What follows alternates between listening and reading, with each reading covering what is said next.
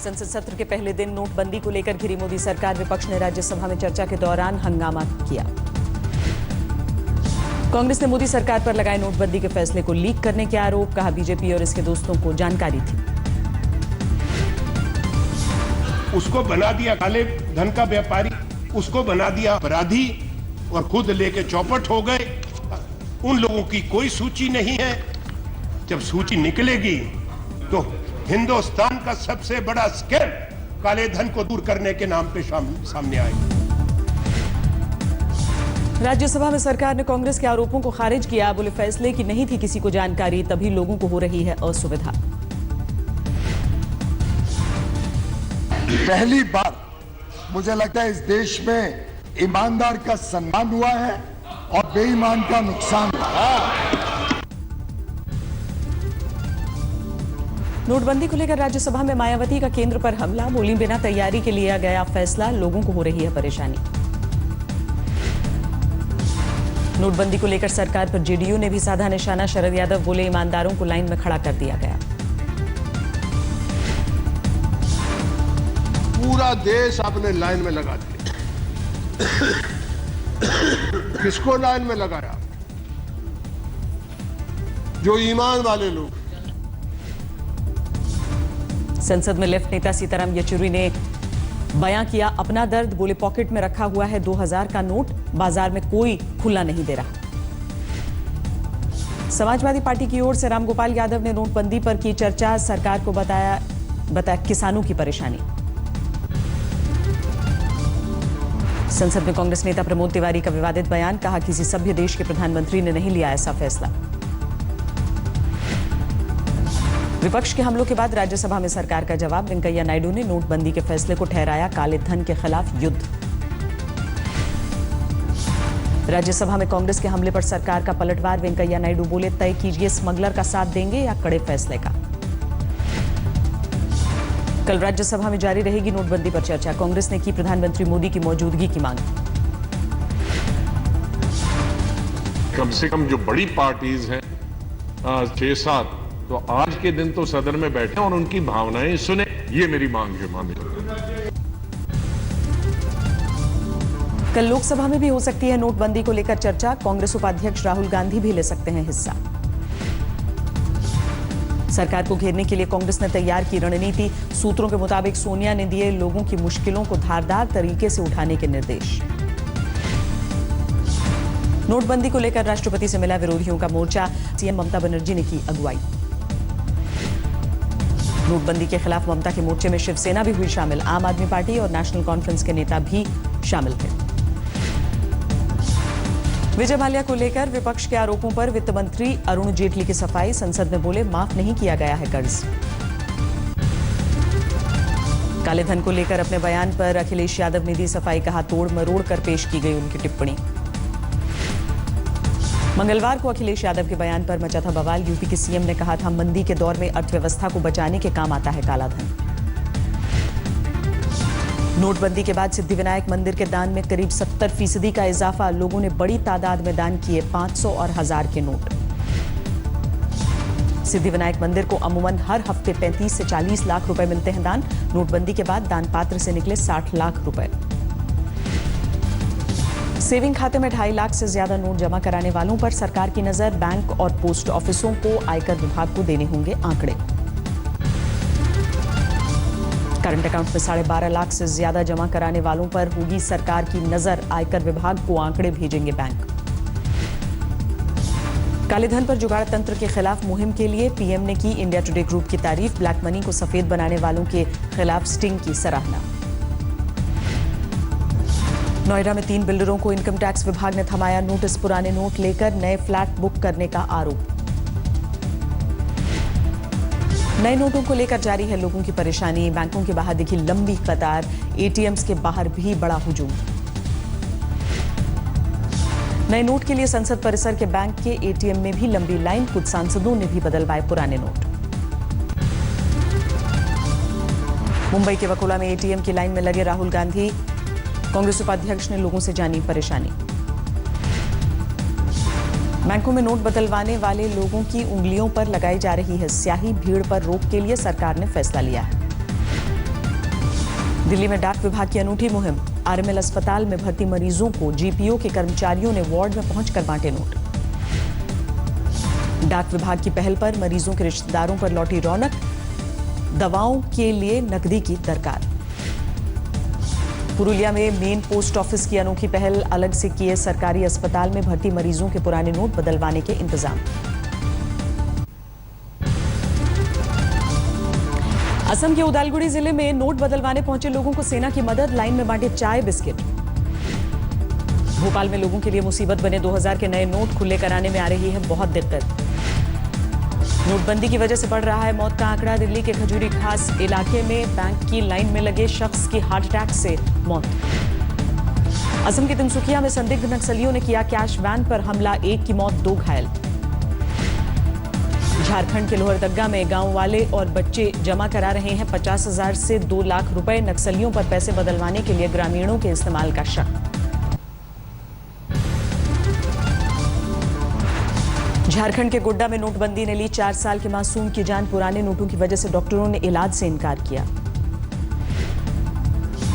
Registry को लेकर UP सरकार के आदेश के बाद परेशान होते रहे लोग। पुराने नोटों से चुकाए जा सके सिर्फ रजिस्ट्री फीस। मंगलवार को यूपी सरकार ने जारी किया था पुराने नोटों की मदद से रजिस्ट्री का आदेश, लेकिन नहीं खरीदे जा सके स्टैंप पेपर। बोधगया के बैंकों में विदेशी सैलानियों के लिए खास इंतजाम। बैंकों में बनाई गई अलग लाइन। नोटबंदी के फैसले से बेहाल हुए वाराणसी के बुनकर। काम छोड़कर बैंकों की लाइन में गुजर रहा है ज्यादातर वक्त। सुषमा स्वराज की किडनी फेल। विदेश मंत्री ने खुद ट्वीट कर दी जानकारी। लिखा, एम्स में करा रही हूं इलाज। जल्द होगा सुषमा स्वराज का किडनी ट्रांसप्लांट। सियासत के दिग्गजों ने कहा, गेट वेल सून। सुषमा की सेहत को लेकर राहुल गांधी ने किया ट्वीट। लिखा, संकट की घड़ी में हम सब आपके साथ हैं। चुनाव से पहले पंजाब में पानी की पॉलिटिक्स। अकाली सरकार ने हरियाणा और राजस्थान से मांगी पानी के इस्तेमाल करने पर रॉयल्टी। आरएसएस मानहानि केस में भिवंडी की अदालत में राहुल को मिली जमानत। 30 नवंबर को होगी मामले में अगली सुनवाई। संसद परिसर में नजर आई मीसा भारती। 2 महीने के बेटे के साथ दिखी आरजेडी प्रमुख लालू यादव की बेटी। रायपुर में सरकार की नीतियों के खिलाफ छत्तीसगढ़ जनता कांग्रेस का प्रदर्शन। जोगी समर्थकों को पुलिस ने दौड़ाकर पीटा। जम्मू कश्मीर के सोपोर में आतंकियों के साथ मुठभेड़ में पुलिस का एक जवान शहीद। पूरे सम्मान के साथ पुलिस लाइन में दी गई श्रद्धांजलि।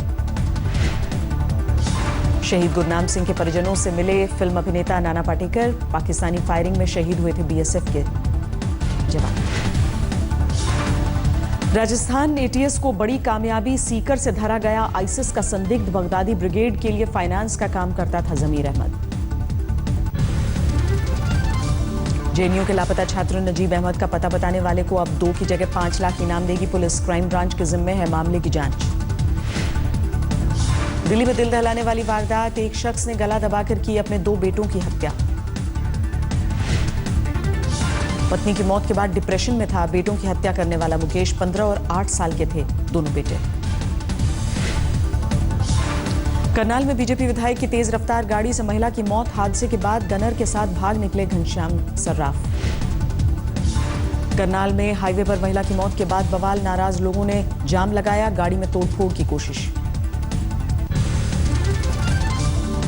हैदराबाद में एक वकील के घर नाबालिग नौकरानी से बलात्कार। वकील और बेटे पर आरोप।